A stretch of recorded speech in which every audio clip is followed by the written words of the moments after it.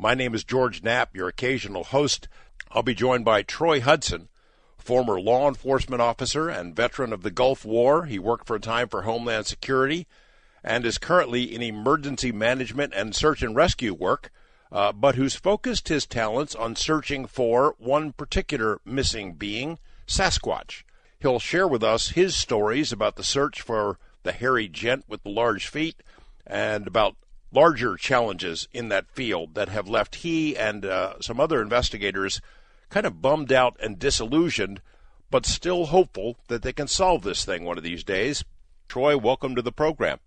Thank you, sir. You had an encounter at a young age. Is that what got you hooked? Well, not really. That happened when I was young in 1982. I've done a little research. It was in 1982 at a Boy Scout camp. At the time, we did not know what we were encountering. It was it was a tall, dark figure on top of the creek bank. It was at night.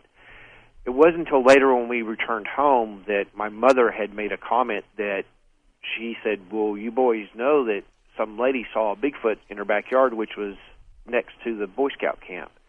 At that time, I don't remember exactly what happened, but that was it. It wasn't until later in life I started to hear more about the Bigfoot, and then when someone asked me if I was from Oklahoma, because I was working in Texas at the time, and I went on a Bigfoot expedition in 2005 with the BFRO, and that's basically how I got involved in it. So tell me about that. Now, you were in the military course. I think I read on one of the accounts online that you worked in Homeland Security or for the Homeland Security Department. Well, actually, I worked for the Department of Veteran Affairs. I was in law enforcement. Each branch of the federal government has a law enforcement branch, and the Department of Veteran Affairs out of the VA hospital in Dallas, that's where I worked. I worked on various topics related to Homeland Security, Homeland Defense, because the VA hospital, along with the Department of Defense, is the nation's largest health care, but they also provide backup to the military and to other agencies in the time of national disasters or war. And the area of Homeland Security that I worked in was basically responding to disasters of a catastrophic medical with the VA system with the Department of Defense. So is there a conflict? Do you find yourself at conflict with your interest in Bigfoot, Sasquatch, and your work in various government positions? No. Actually, I kind of kept it separate when I did work for the federal government. It was kind of interesting because some of the individuals in my office learned my hobby, and they actually would come to me with stories some things that they had happened to them in the woods. And then at that time, my boss was very intrigued, and he got to hear some stories. But I did keep my work separate from it because I just didn't really want to know how people would feel about it. So, one of the accounts I read about you online said that you were associated with a couple of, or at least one in particular, Bigfoot organization, and you sort of became disillusioned with, I don't know if the organization, but certainly with the topic or the people who populate the subject matter. And I've heard this from other Bigfoot researchers, include Dave Paulides and Melba Ketchum, and I just want to know if you could just sort of sum it up, what the problem became. Well, what it is the organization is very good. Any organization is very good. It's what the people make up of it. Every organization, every business, every job, every family is going to have somebody in there that may create drama. While I was with BFRO, I was developing contacts, developing my witness list of people that I was working with on a continuous basis. To the point with my job, there were some expeditions that the curator of the BFRO thought that maybe my title would actually bring more attention, having somebody with the background, because you want to go on an expedition, you don't want to go on with somebody you don't know who they are or what they are. You're going to the middle of the woods with them, and the curator at the time thought, well, what better to go in with a law enforcement officer that has a background that's already been checked. He's not a serial killer or a rapist or anything, so they thought maybe my title would help. And I said, I can't have my title involved with this topic, especially out on the Internet. One thing led to another, and there was a lot of drama. At the same time, I was going through a personal situation. My mother had passed, and at that time, some of the other individuals that had gone on the expeditions became good friends.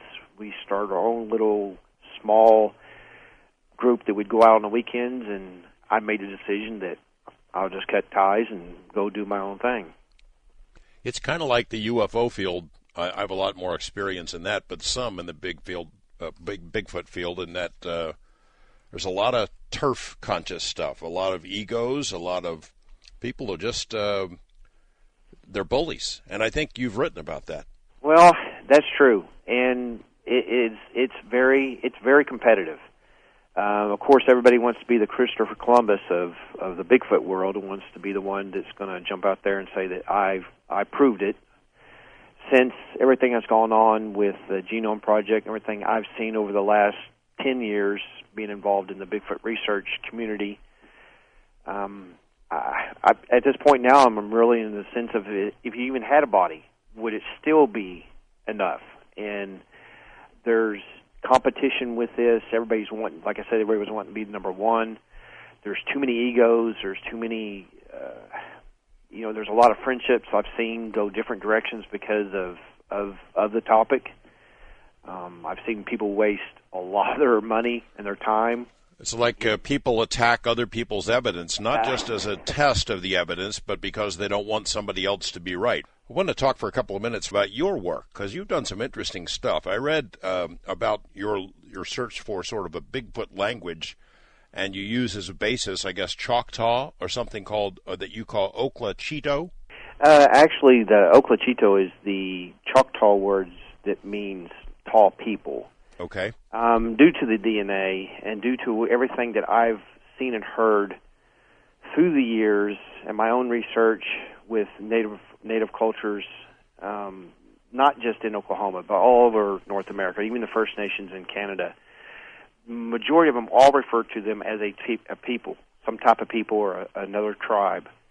And I just, Bigfoot is kind of it's of course synonymous with the whole topic, but it's kind of hard to just call something like that Bigfoot. So traditionally here in this part of Oklahoma, a lot of people utilize sometimes their native language or the language of the area. And a lot of the Choctaw people would rather refer to them speaking in their own language, and that's just took on the term, and I've been using it ever since. So you think of Bigfoot, do you agree with the assessment that Bigfoot, it's a tribe? There's something, and I've always stuck to it, with even the Ron Moorhead, even Scott Nelson's study with the language and the linguistics aspect, and the things I've heard myself with my own ears, and all the recordings, you have some type of language, you have some type of verbiage going on, and if you see evidence where you have a language, they walk upright a good percentage of the time, they're seen to have with children, and if they're generational, that still refers to me as a people, some type of people, a tribe. They stick to themselves. They're very elusive. They rarely have contact with humans, but through the Native American cultures, legends, and folklore, I'm more drawn to them having their own set of values, culture, the way they do their own living. Well, tell me this. How tough is it to get the native tribes to open up about this stuff? If you approach it with the right respectful mindset, they're very very open to share what they know. But the problem is there's the people like you're talking about before, with the way people behave in the research community. Sometimes the investigators or researchers, they approach people that they don't have the formal training. I say they have the formal training, but they just don't have the right mentality of approaching someone in the right manner. And native cultures, they're very respectful to their elders, very respectful to their culture, their history.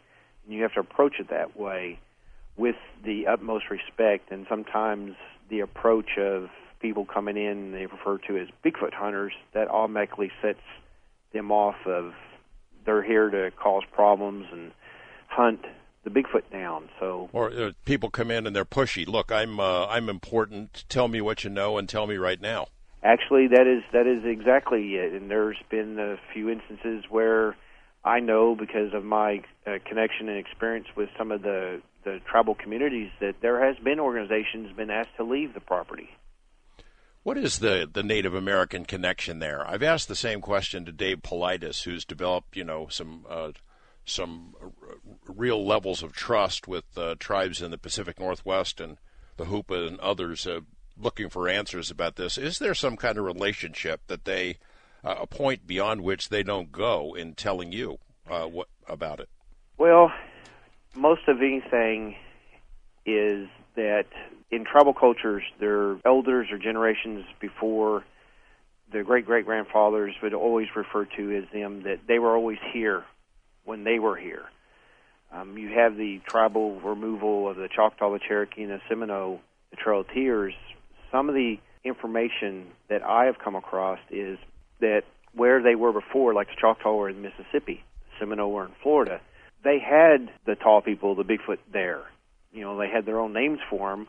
But when they moved to the new land, which would be, of course, the Indian Territory, Oklahoma, Texas, Arkansas area, they were here too. It was referred to, I think, why there's so much connection, where there's a Hollywood-style Indian Bigfoot connection. I think what it is some of the relation is they are a spiritual being. They're a spirit being. Native people are very spiritual. Is it a connection between them, the land, the universe, or something? I don't know, but there is some type of connection. But the big connection is I really don't think we know our history as much as what we think we do. So the only history is, did the Native Americans really come over on a land bridge, or were they already here? Some Native cultures, I'm pretty sure you've heard this in the past, that some cultures say that they were already here. They already lived on this land. They weren't brought here. They didn't cross the water. So the only thing that we had to live on is our oral history, and most Native American cultures are oral history because there was nothing written down. You said something about them viewing Bigfoot as a spirit being. I mean, is that the way you see it, or are you a flesh and bones kind of a Well, guy? To be honest with you, I've seen some things over the years that actually have me questioning some of the things. 100%, they're flesh and blood, but you can't get into the Bigfoot topic with researchers or witnesses or people that people refer to as a habituation site, which that's kind of a bad term, but people live on a property where they come across here and there, or weekly, bi-weekly, or bi-monthly, or semi-annually. You can't get on the topic without having some sort of weird paranormal aspect to it, because usually, with organizations, and the organization, I'm not trying to throw BFRO under the bus, but they have their own internal database, and there's a lot of reports that just don't ever see the light of day because there's some weird stuff that the witnesses have described being seen, and so your organization sometimes will withhold those reports because they don't want their organization being looked like they're just throwing paranormal, supernatural stuff out there. Yeah, it's got to conform to the paradigm, or else it's tossed out or suppressed. You don't want science to be thrown you under the bus. So, and I will, say, and there's a lot of good people in BFRO, but there's a lot of reports that just won't see the light of day because there's some strange things in them. It's kind of like that in the UFO field. It used to be nuts and bolts saucer people. They thought there were saucers here, but they weren't comfortable in admitting that there might be people inside of them. And then when the abduction reports started coming in, they were really uncomfortable with that for a lot of years. And now it's sort of a staple of the whole UFO field. It's its own subcategory, but it took a long time for that to change, to happen. You just have to follow the evidence where it leads, or the testimony where it leads. Well, and that's what I try to do. I try to stay grounded with my law enforcement. Of course, I have no science background. The only science I have is my criminal sciences, dealing with evidence or dealing with crime scenes. But if I can't see what made that sound, I'm not going to tell you it's a Bigfoot. If I don't know what hit that tree with a stick, I am not going to tell you it's a Bigfoot. But there are sounds associated with that type of activity. There are things that I can prove because I've had witnesses with me that can confirm the things that we saw, heard, and seen and smelt and everything else. But trying to stay with with just flesh and blood is sometimes it's kind of difficult, because there are some things that do happen in our world. I don't think people understand our world is not what a lot of people think it is. It's just not, it's just not black and white. There's a lot of gray area. Well, do you want to give me an example specifically related to Bigfoot, where it's maybe it indicates that it's something beyond flesh and bone? Yeah, very easily. And everybody that's ever been in the Bigfoot research, that's been out in the field, can pretty much has spent any time, a lengthy amount of time in the field, can pretty much, I'd say probably 5 out of 10 people could say that they've had equipment malfunctions. You'll go out in the field and you'll have all your equipment working fine, your sound, audio, video, night vision, thermals. You get to your location, everything's working, fresh batteries, and all of a sudden you start getting a little bit of weird activity, you get an activity, sounds, callers, tree knocks, whatever you want to call it, and all of a sudden you go, oh, there's movement. You go to turn everything on and it just won't work. You get home and think, well, maybe it was batteries. Nope. You get home and realize you turn it on and it works. That has happened so many times. We've had an event here just recently where we had a flashlight, a little skinny flashlight that you push it to turn on and off, and we set it down the road and it kept going off. We had to go back down there and turn it back on. And the only way for you to manipulate that flashlight is actually having to touch a button to push it, and it has to go through 3 cycles of a flash, a strobe, and for it to go off. And it repeatedly going off, and then when we utilize some military-grade night vision to survey that area, we couldn't get the night vision to work. Let's go back to the question about language. Do you suspect that the Choctaw or other native tribes, that they speak to them, that they are spoken back to in some language? I've had multiple people that live on what we refer to as a reservation, or even communities that are outside the area, the cities, that they will say that their fathers and their grandfathers would speak to them in their language, in the Indian language, not the Bigfoot language, but in their own native language, like the Ponca. And I've recently spoke to a gentleman that's Cheyenne, and he said that he knew that his father would speak to them if they would come over, and they live outskirts of a small community, and they would be digging in the trash and causing problems in the area, causing the dogs. The father would go outside and speak in the language, and he said as a child he could hear something in the woods speak back to him in the Cheyenne language. And then when he would ask his father who that was, he would make an excuse, and then it wasn't until later he found out that it was basically the Bigfoot that he was being told. I root for these guys. I see it. There's a bunch of Bigfoot TV shows. You flip around and you see them, and they always get the greenish night vision stuff out in the woods and the glazed eyes, and they're looking around, and every sound they think is a Bigfoot, or it's a little over-dramatized. I root for those guys to do well, but it just seems like they never bring back a whole lot that you can hang your hat on.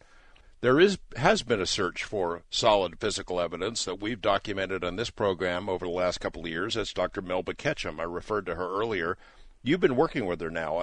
In what capacity? What have you been doing? Trying to find samples? Actually, at this point in time, what I'm doing is due to her website and her email, she gets a lot of calls, a lot of emails, a lot of messages of people that are having experiences that have had a sighting or have repeated encounters. Some people live out in the country, maybe a single female with children at home, and they're a little apprehensive. The children said they've seen one in the area, and the dogs will bark, or some of their chickens come up missing. Basically, what I do through Dr. Ketchum is she will refer those people to me, and then through all my years' experience, I will try to help those people understand what's going on. If it's a local area, I'll go out and visit it to kind of confirm yes or no if that is some type of Bigfoot activity, and work with them on how they have to live with it, because it's similar to anything else. It's not that it's your land, it's anybody's land that is indigenous to that area. Any animal. Bigfoot obviously does not understand boundaries, so they come and go as they please, and sometimes the people in the area, it upsets them or it scares them. And what I do is I try to kind of give a little bit of education. I've gone to some schools and given presentations. Of course, we have the Bigfoot conference. Sometimes people will call and say that, hey, we have a body. Well, if it's close enough and its time is right, I will go out to make sure that it is a true situation where Melba's not wasting her time and we're not wasting a lot of resources. Most of the time, of course, it is usually a hoax. People just are they are with people, trying to cause problems with people. And mainly, we are trying to just figure out why the community does not understand and rely on Melba's sound science of what she's done over these last, going on 8 years now, I believe. I mean, the attacks on her have been really nasty. I mean, just way over the top nasty. You know, fine, you don't want to believe the DNA evidence or you have a problem with the study, fine. But, I mean, really personal, really over the top. Well, like I went back in the vicinity, you know, everyone wants to be the Christopher Columbus, to be the ones that say they've discovered Bigfoot. Of course, if anybody really sat and looked at everything, and it's hard for everybody to try to take it as it is, because all you can see is on the Internet. Everything is on the Internet. I met her in 2010. Actually, I was introduced to her, started working with her, and basically, I had the field experience and she had the lab experience. We went out on an investigation, then she started getting some of the field experiences. And basically what I talked to her about, what she talked to me about, I supported her DNA with my field experience, and she supported what I thought in some of my own personal minds about what the Bigfoot may or may not be with the science. So basically, it was a very good fit. We went out quite a bit into the field so she can learn some of the things that we would talk about, because all she had was the science. You have people that are involved in a program such as that or a project. When people start seeing the situation where this is going to go huge, this is going to be big, this is going to be the world news, people start realizing maybe they can kind of circumvent things and start getting their own little project off to the side where they see the dollar signs. And that's usually exactly what happened. People start seeing dollar signs, and when you are involved in a project, it's your project, you're having people help you, but when you start finding out people are circumventing you, trying to write their own little ticket to get their own little side cash, what are you going to do? You're going to tell them we're cutting ties. Well, tell me this. How would you characterize the credibility of her evidence? What do you think about that DNA study? I'm shocked why people don't understand it. If people took the time to actually, what they're seeing, it's what a headache. It is, she has basically taken exactly the same thing she did for all the law enforcement agencies that she's done DNA and testified in court for. The same machines, matter of fact, some of the machines better than some of the criminalistic labs that law enforcement have. The same techniques that they use, when she gets a DNA sample, it goes through a series of tests before it's a series of, precursors to make sure that the evidence is valid. She threw away a lot of stuff that never met the match. When she found something that was credible past the original, I'm having choice of words here, the samples test that they were not contaminated, then they would move on and go on to blind lab testing. Yeah, it had to meet a certain level of credibility for her to include it in there. Yes, and everybody was screaming that it was contaminated. Well, that was her frustration, and of course, I was at her lab, I don't know how many times, and I know for a fact what she did, and I know for the fact some of those projects of the DNA coming in, I was there when some of it came in. Of course, I met her. Troy, I'm sorry, we're out of time. Oh, appreciate it. Thank you. Thanks very much, Troy Hudson.